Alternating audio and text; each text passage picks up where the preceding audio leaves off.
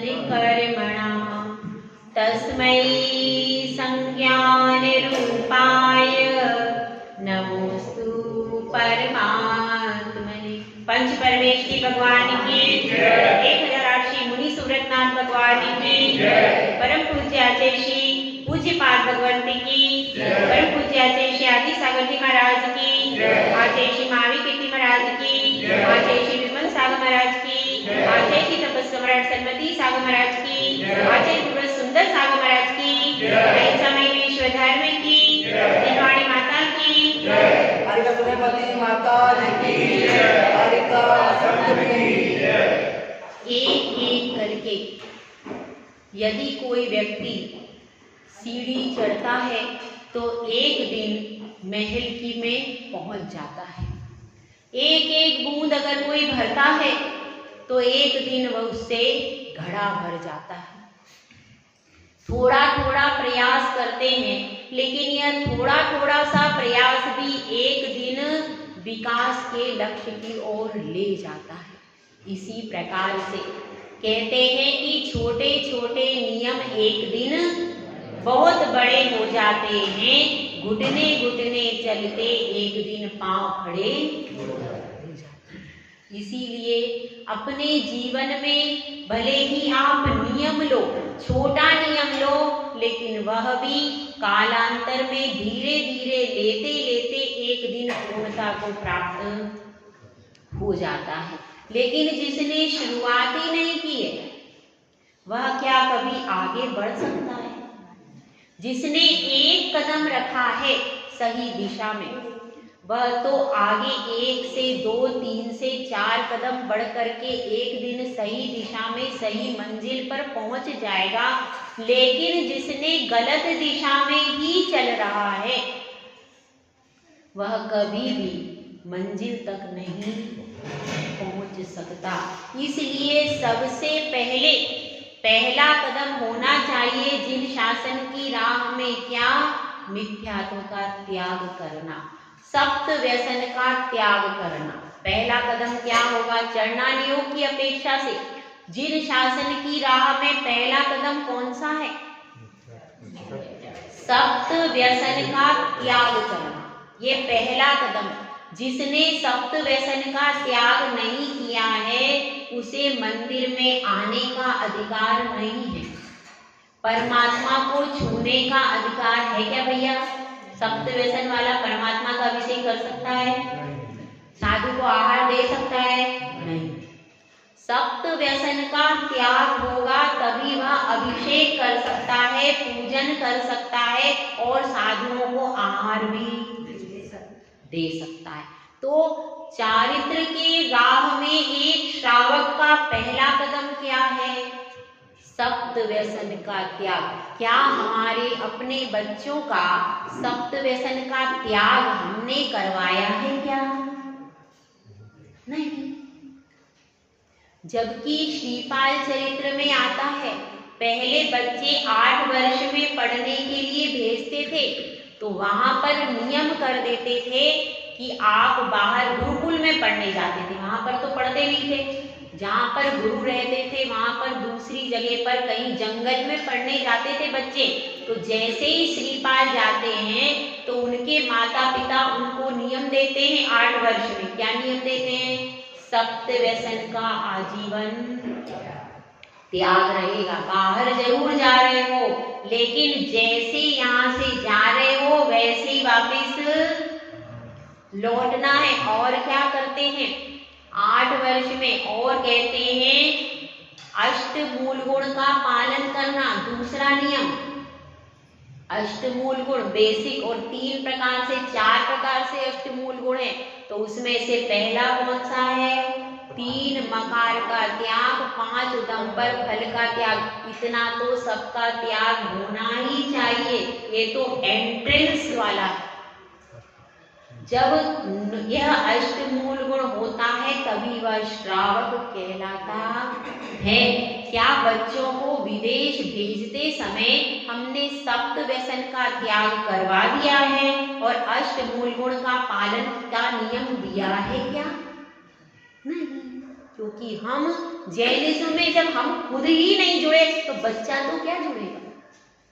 और देखिए, उनको ब्रह्मचर्य आश्रम का पालन करना है। आपको जब तक आप गुरुकुल में रहोगे, आपके लिए सब स्त्रियां माता बहन ही है, जब तक गुरुकुल में रहोगे पूर्ण ब्रह्मचर्य का पालन करना अनिवार्य है।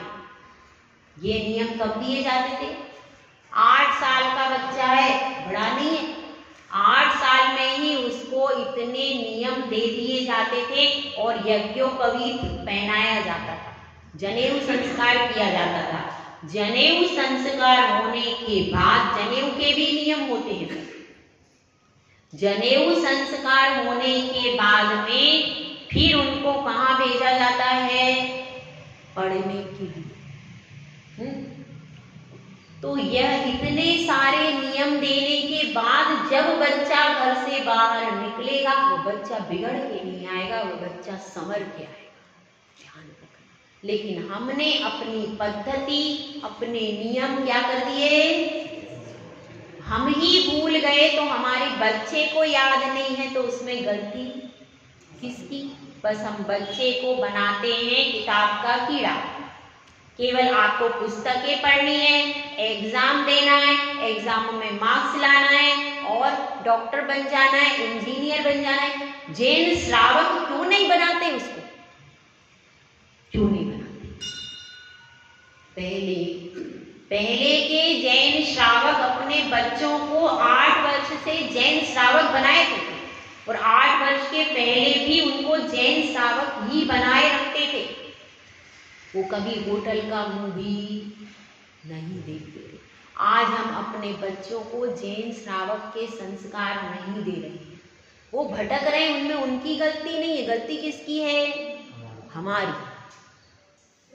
कि माता पिता ने जैन धर्म के संस्कार, भले ही वो रोज मंदिर नहीं आता है, पर वह जैनिज्म के मूलभूत जो श्रावक के मूल गुण हैं, वह सब सप्त व्यसन का त्याग, यह सब जानता है क्या? सप्त व्यसन के नाम भी आपके बच्चों को नहीं याद होते हैं क्या? नहीं। इतना ध्यान रखना चाहिए। विदेश में भेजने से पहले 8 वर्ष से ही यदि आपने संस्कार दे दिए तो बच्चा विदेश में जाकर के भी शराब को छूने से भी डरेगा। एक बार तो वो जरूर सोचेगा, एक बार तो फोन लगा करके जरूर सोचेगा कि नहीं, मैंने 8 वर्ष से लेकर अब तक इतनी मेहनत से जिस नियम को पाला, मैं एक क्षण में ट्राई क्यों कर लूं? कहते हैं ना, ट्राई कर लो, तो ट्राई में क्यों कर लूं? तो इसलिए अपने बच्चों को बचपन से ही जो संस्कार आप दे देंगे, वह बच्चा जैन कुल में आया है, आपकी गोद में जन्म लिया है, आपके गर्भ से जन्म लिया है, उसको संस्कार जैन धर्म को देने के लिए कॉलेज में नहीं जाना पड़ेगा, उसको आपको ही सिखाना है। और यदि आप नहीं सिखा पाए तो वह बच्चा जो जैनिज्म से बाहर चला गया, उसका पाप आपको लगेगा। क्यों? क्योंकि वह बच्चा तो आपके ही घर में आया था, आपके जैन धर्म में उत्पन्न हुआ था। अब वह अगर बाहर गया है तो गलती पूरी आपकी है कि आप अपनी संपत्ति को नहीं संभाल पाए। पुत्र रत्न और कन्या रत्न दोनों रत्न हैं। रत्नों को संभालने की समझ भी होना चाहिए। केवल उत्पन्न करना और शिक्षा देना ही नहीं, वह बालक जिन कुल का भी बने, जिन कुल का गौरव बने, ऐसे संस्कार उसमें डालना भी जरूरी है। तो अपनी चर्चा चल रही है। वह भव्य जीव बैठा हुआ है कहाँ पर?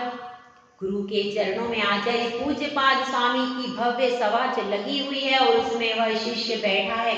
वह शिष्य बैठा है और वह गुरु से प्रश्न कर रहा है। 3 प्रश्न पूछ चुका है, आज 4थे प्रश्न का नंबर। वह तैयार होकर के आया था। आज सुबह से ही पत्नी श्री का फोन आ गया। क्या कर रहे हो? 3 दिन हो गए, क्या करना है तुमको? मुनि बनना है क्या? आ जाओ घर पे, जल्दी आ जाओ। क्या करोगे वहां पर? ऐसा सुबह से ही आ गया तो थोड़ा सा सुबह से ही अगर डोज मिल जाए ना भैया, सुबह से ही अगर डोज मिल जाए ना तो आदमी का दिमाग थोड़ा तो घूमता है। तो सुबह से ही उसको डोज मिल गया, पर फिर भी उसने अपने आप को ऐसा रखा है बिल्कुल तैयार कि पता कुछ नहीं चले कि हम किसी के प्रभाव में हैं। तो फिर भी आकर के सभा में बैठ गए और सभा में बैठकर गुरुदेव से कह रहे हैं कि गुरुदेव बताइए, आप बहुत ज्ञानी हैं, ध्यानी हैं, और आपने मेरे 3 प्रश्नों का समाधान कर दिया, एक चौथे प्रश्न का उत्तर और दे दीजिए। तो गुरुदेव अपनी मंद स्मित में इशारा करते हैं और वह पूछता है अगला प्रश्न कि हे गुरुदेव, आपने बताया है व्रत से क्या मिलता है? स्वर्ग। अव्रत से क्या मिलता है? नरक। तो इसी बात पर मेरा दूसरा प्रश्न यह है कि यदि व्रत से स्वर्ग मिलता है तो फिर मोक्ष किससे मिलता है? व्रत से क्या मिलता है? स्वर्ग। तो व्रतों से अगर स्वर्ग मिलता है तो फिर मोक्ष किससे मिलता है? और आपने बताया स्वर्ग में सुख है ना स्वर्ग में, तो स्वर्ग की सुख की सामग्री में व्यक्ति इतना रंजायमान हो जाएगा क्योंकि विषय भोगों की अनादिकाल की आदतें हैं। उन विषय भोगों की उसको पूरी सामग्री वहां पर मिल जाएगी तो मोक्ष जाने की इच्छा कहां से होगी? सही है कि नहीं? जब घर में पर्याप्त सुख की सामग्री है तो व्यक्ति मंदिर में भी आना पसंद नहीं करता। दुख में सुमिरन सब करे, सुख में करे न कोई, जो सुख में सुमिरन करे दुख काहे को। तो इसलिए जब आपने तो पहले ही सब लबालब सामग्री दिखा दी कि व्रत करो और स्वर्ग में जाओ, ऐसा रास्ता आपने बता दिया, अब परमात्मा कौन बनेगा? हैं?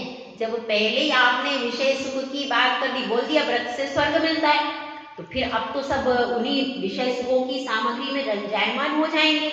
मोक्ष की इच्छा ही कौन करेगा? परमात्मा कौन बनेगा? क्योंकि आपने परमात्मा के बारे में तो बहुत विशेष बताया ही नहीं, स्वर्ग के बारे में बता दिया। तो लोग तो बीच के स्टॉप में ही, यदि कोई ट्रेन लंबी जा रही है और बीच में आप ट्रेन की बीच में एक स्टॉप में बहुत अच्छे बढ़िया भोजन की, बढ़िया होटल की व्यवस्था कर दी आपने, तो व्यक्ति क्या करेगा? आगे जाने पर कुछ मिले कि नहीं मिले अता पता नहीं है, यहीं पे होटल बढ़िया है, यहीं पे भोजन बढ़िया है, यहीं पे रुक जाओ। सही है कि नहीं?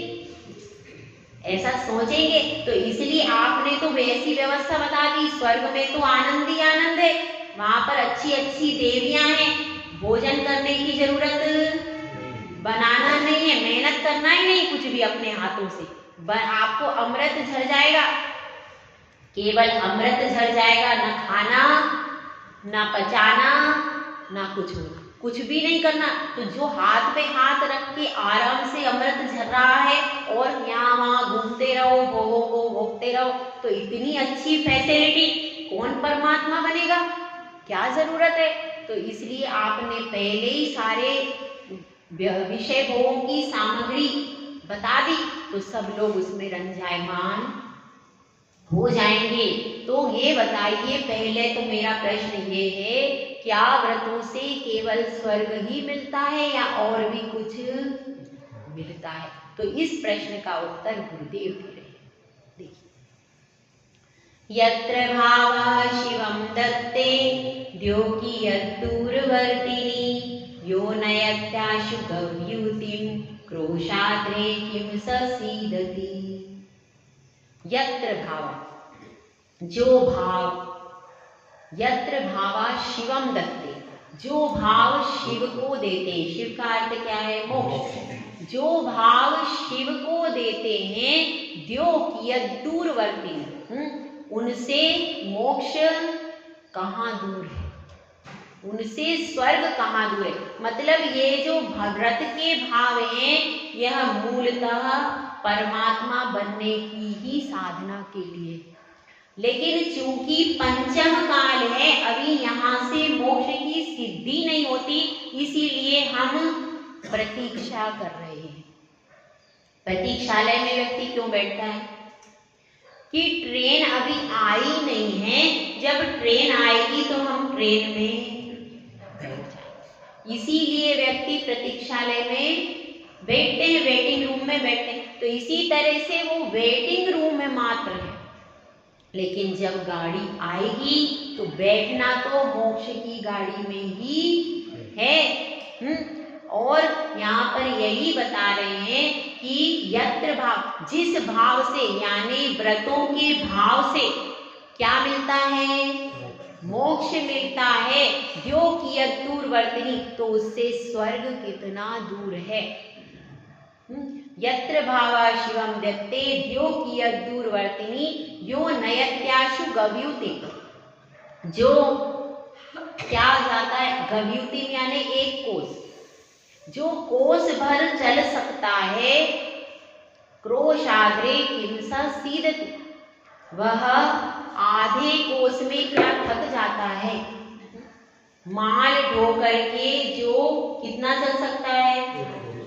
एक कोस तक चल सकता है, वह आधे कोस में क्या थक जाएगा? नहीं थकेगा। तो स्वर्ग क्या है? आधा कोस, और मोक्ष क्या है? एक। तो वह व्रत के द्वारा, महाव्रतों की साधना के द्वारा व्यक्ति मोक्ष जा सकता है। ये तो काल के प्रभाव के कारण ऐसा बताया कि अभी आपको एक स्टॉप लेकर के आगे जाना है। सीधी गाड़ी जाती नहीं है, पैसेंजर गाड़ी है तो रास्ते में एक स्टॉप लेना पड़ेगा, उसके बाद आप डेस्टिनेशन पर पहुंचोगे। तो यहाँ से चलना ही शुरू नहीं करें, वो बेस्ट है कि भाई एक स्टॉप लेकर के अपने गंतव्य स्थान तक पहुंचे, वो ज्यादा अच्छा है। क्योंकि वर्तमान में एक्सप्रेस उपलब्ध नहीं है, तो फिर पैसेंजर से एक बीच में स्टॉप ले लो, उसके बाद वहां से दूसरी गाड़ी मिलेगी, उसमें बैठ करके आगे जा सकते हैं। तो यहाँ पर आचार्य परमेश की इसी बात को समझा रहे हैं कि स्वर्ग और मोक्ष, मोक्ष के लिए भी कैपेसिटी है। व्रत और चारित्र में मोक्ष जाने की कैपेसिटी है कि नहीं है? उन्हीं व्रत चारित्र से ये अपने 24 तीर्थंकर उसी निर्ग्रंथ मुद्रा से मोक्ष गए कि नहीं? बिना निर्ग्रंथ मुद्रा धारण किए कोई मोक्ष में जा सकता है क्या? नहीं जा सकता। निर्ग्रंथ मुद्रा कंपलसरी है, निर्ग्रंथ मुद्रा होगी, उसी से आप मोक्ष में जाओगे। यदि निर्ग्रंथ मुद्रा नहीं है तो मोक्ष में नहीं जा सकते। तो इसलिए यहाँ पर कह रहे हैं कि जो भाव शिव को दे रहे हैं, उन भावों से स्वर्ग मिला है, पर देखो स्वर्ग मिला है पर स्वर्ग के भोगों में। अब शिष्य का दूसरा प्रश्न भी तो है, उसने ये कहा कि स्वर्ग के विषय भोगों में यह जीव रंजायमान हो जाएगा, फिर वह मोक्ष की चिंता क्यों करेगा? तो इसका उत्तर आचार्य श्री 5वीं कारिका में दे रहे। देखिए स्वर्ग का सुख कैसा है? देखो, रसिकजमनातंकं दीर्घकालोपलालितं नाके नाकोकसां सौख्यं नाके नाकोकसामिव। इसमें कहा गया है रसिकजमनातंकं। रसिकज का अर्थ क्या है?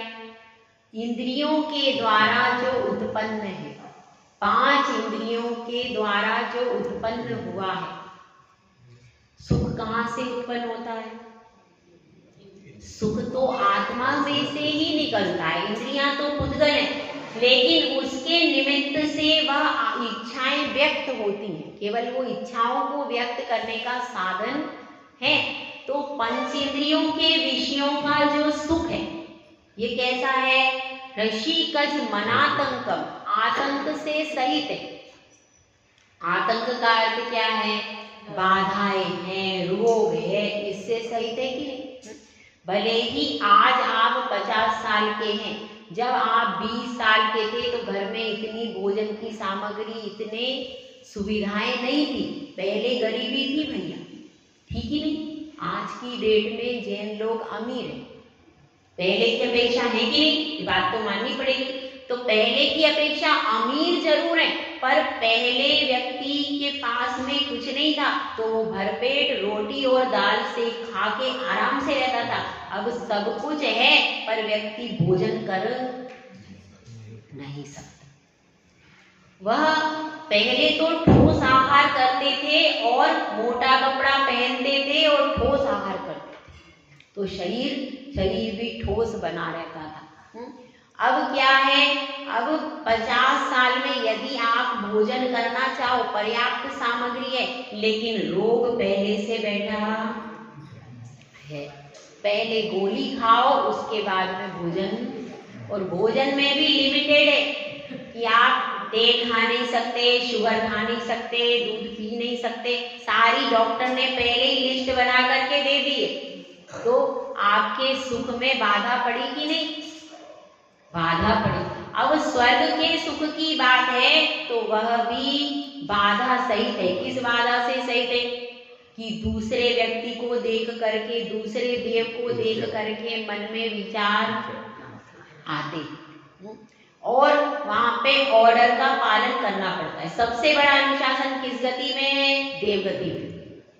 देवगति में इतना बड़ा अनुशासन है कि वहां पर जिसका जो कार्य है वो ही कार्य करता है, कोई भी अपने कार्य का अतिक्रमण नहीं कर सकता। जिसको जो आदेश मिला है, वहां पर द्वारपाल है तो द्वारपाल द्वार पे ही रहेगा। जिस पे बाहर कहा है नगर के बाहर रहना है, वो नगर के बाहर ही रहेंगे। जो सभा में बैठने का जिनको अधिकार है वो सभा में ही बैठेंगे। जिनको गीत गाने का है तो गंधर्व तो वो गीत ही गाएंगे।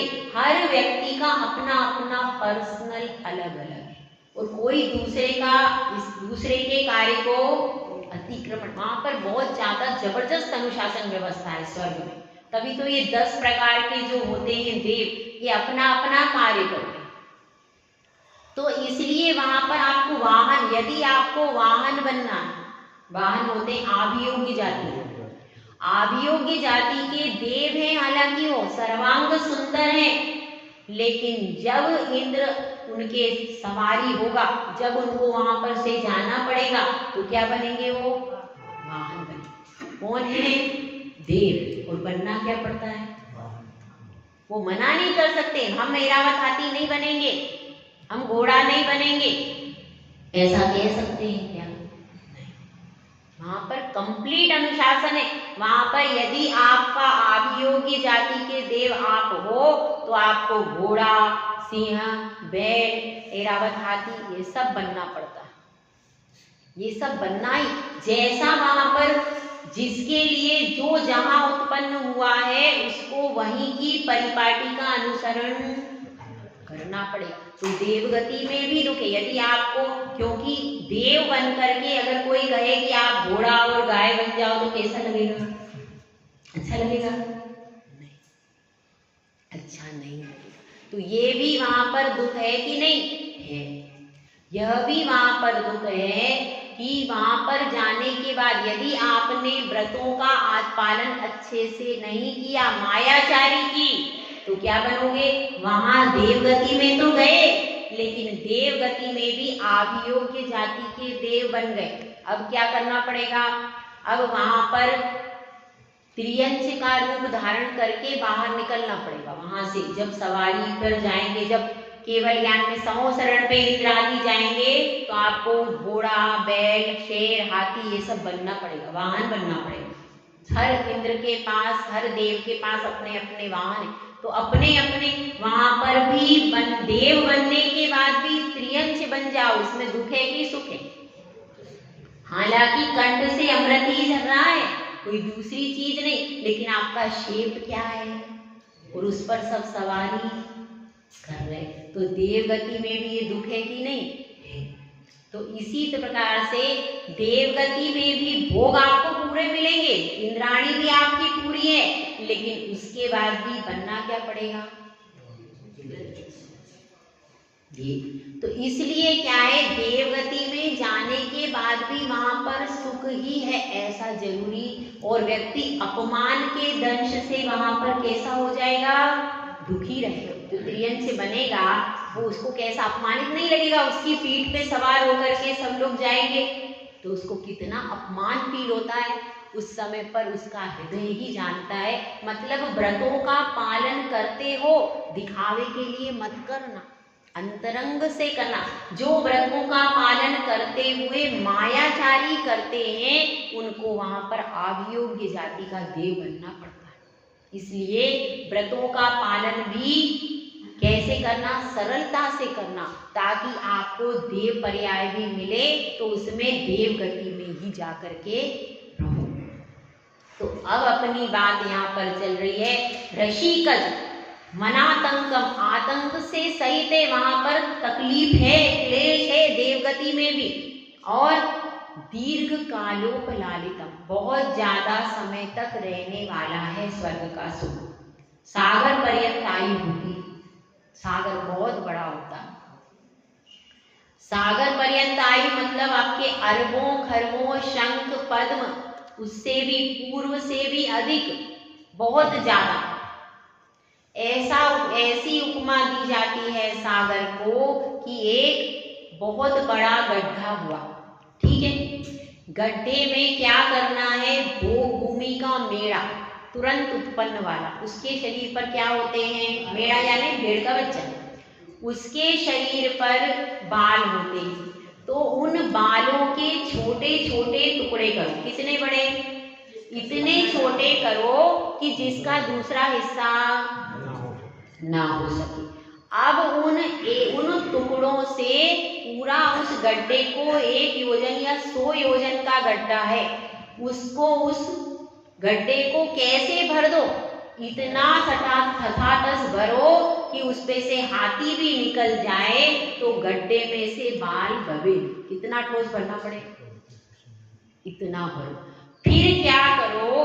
फिर उसको जब वो ठसाठस भर जाए, ये भरने में भी कितना टाइम लगेगा?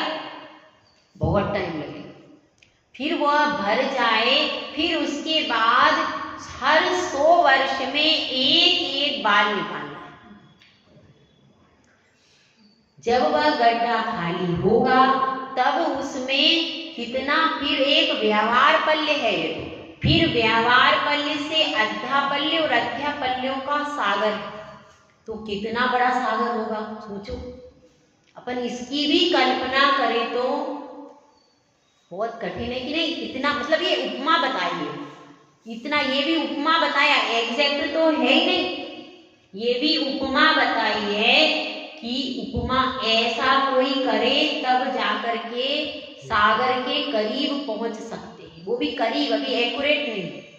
तो इतना बड़ा इतना तो एक सागर होता है, और ऐसे कितने होते हैं? 33 सागर की आयु है सर्वार्थ सिद्धि के देव की, ठीक है। तो कितनी आयु होगी भाई?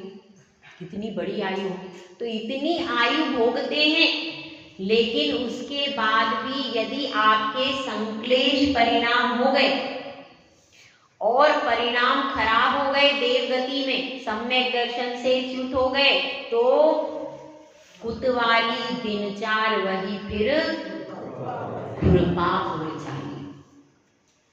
देव पर्याय छोड़ करके एक इंद्रिय भी हो जाते हैं, देव पर्याय से एक इंद्रिय भी बन जाते हैं, तो फिर क्या फायदा हुआ? इतनी दिन तो हम इंद्र बन करके बैठे, देव बनकर बैठे, और फिर संक्लेश परिणाम करके एक इंद्रिय जीव में पेड़ पतिया बन गए हैं। तो इसलिए कह रहे हैं बहुत समय तक और बहुत ज्यादा समय तक अपन ने भोगों को भोगा, और फिर आकर के एक इंद्रिय अगर बन गए तो कैसा लगेगा? कितना दुख होगा उसको। जो प्रधानमंत्री की सीट से उतर करके बिल्कुल सड़क पे आता है, वो भी सहन नहीं कर पाता। सहन कर पाता है? नहीं कर पाता, उसको बहुत दुख होता है। तो ऐसी बड़ी ऊंची सीट से एकदम नीचे गिर जाना वो कैसे बर्दाश्त होगा। तो ऐसी परिस्थिति भी हो जाती है जो देव वहां पर रहकर पंच कल्याणक आदि में नहीं जाते, भगवान की भक्ति नहीं करते और पूरे टाइम विषयों को भोगने में ही लगे रहते हैं। और अंत समय में जब 6 महीने पहले माला मुरझाती है तो अत्यंत संक्लेश कर देते हैं और उस संक्लेश भाव के कारण एक इंद्रिय में चले जाते हैं। ऐसे भी होता। तो इसलिए यहाँ पर बता रहे हैं कि बहुत सारे समय तक विषय भोगों को भोगने के बाद भी ये कोई गारंटी नहीं है, आपको वापिस तो आना ही है। मनुष्य और त्रियंच 2 ही गति होती है देवों के लिए, क्योंकि देव गति से सीधे नरक में नहीं जा सकते। 2 ही गति है, कौन सी? या तो मनुष्य बनो या फिर त्रियंच में जाओ। तो इसलिए देव गति मिली लंबे समय तक, लेकिन उसमें आपको क्या करना है? नंदीश्वर देव की वंदना करो, भगवान के पंच कल्याणक में जाओ और पूरा समय धर्म ध्यान में जो देव बिताएंगे उनकी दुर्गति नहीं। समय तो आपको ये मनुष्य गति का भी मिला है, ये भी समय अमूल्य है, यह भी सीढ़ियां चढ़ने के लिए ही मिला है मनुष्य भव। इस मनुष्य भव रूपी अमूल्य रत्न को यदि आप संभाल के रखते हो, यदि आप सहेज कर रखते हो, तो क्या होगा उससे? तो आगे इस रत्न से आपको अगली पर्याय और निकट भव में मोक्ष की प्राप्ति भी हो सकती है। और अगर इस मनुष्य पर्याय का सही उपयोग नहीं किया तो बता, यहाँ पर चारों गति की फैसिलिटी है। यह चौराहा है, यहाँ से 4 रास्ते जा रहे, बहुत अच्छी मनुष्य गति। यहाँ से जाओ तो नरक में भी जा सकते हैं, निगोद में भी जा सकते हैं, देव में भी जा सकते हैं और त्रियंच में भी। यहाँ से चारों रास्ते खुले, चारों रास्ते खुले हैं। जहां आपको जाना है उस गाड़ी का रिजर्वेशन करा लो अपने हाथ में। यदि व्रत की टिकट होगी, व्रतों की यदि टिकट होगी तो आपका रिजर्वेशन ऊपर का होगा। और अव्रत यदि व्रत नियम संयम आदि नहीं है तो फिर हिंसा से सहित हैं, आरंभ परिग्रह से सहित हैं, तो फिर नीचे की टिकट बुक हो जाएगी। कहाँ की बुक करना भैया टिकट? ये आप लोगों को अपना अपना सोचना है। हमको जहाँ जाना है वहाँ की टिकट बुक हो जाती है, और एक बार टिकट बुक हो गई भैया, यहाँ कैंसिल का काम नहीं। यहाँ तो आप पैसे देकर टिकट कैंसिल करा लेते हो, लेकिन वहां पर एक बार नरकायु का ठप्पा लग गया, हाँ भाई आपका रिजर्वेशन हो गया नरकायु में, अब क्या करें? राजा श्रेणिक भी, उसने पहले नरकायु का बंद कर लिया था, तो वह समो शरण में गया। नरकायु का बंद करने के बाद उसने छाई सम्यक दर्शन प्राप्त किया और तीर्थंकर प्रकृति का बंद भी कर लिया। अब वह पूछता है भगवान, अब मेरे व्रतों लेने के भाग क्यों नहीं बन रहे? तो भगवान कहते हैं कि हे श्रेणिक, तुम्हारी नरकायु का बंद हो गए। तो वह कहता है कि भगवान इसको किसी तरह से छुड़ाने का उपाय बताओ। तो महावीर भगवान उत्तर देते हैं कि अब कुछ नहीं हो सकता, अब तो ये ठप्पा लग गया, अब तो तुम्हारी जहाँ की आयु बंधी है वहीं जाना पड़ेगा। तुम्हारे परिणामों से आकर्षण होकर के जो तुमने 7वें नरक की 33 सागर की आयु बांधी थी, वो अब कितनी रह गई? 84,000 वर्ष मात्र पहले नरक की रह गई। इतना कंसेशन हुआ है, लेकिन जाना तो नरक में ही पड़ेगा। इसलिए बंधुओं ध्यान रखना, अपने परिणामों को संभाल लेना। अगर एक बार कोई की भी आयु बंध जाती है तो फिर वो चेंज नहीं होती, फिर वो कैंसिल नहीं होती। इसलिए इस बात का हमको ध्यान रखना है। दीर्घ कालोपलालितम और नाके नाको कसाम सौख्यम।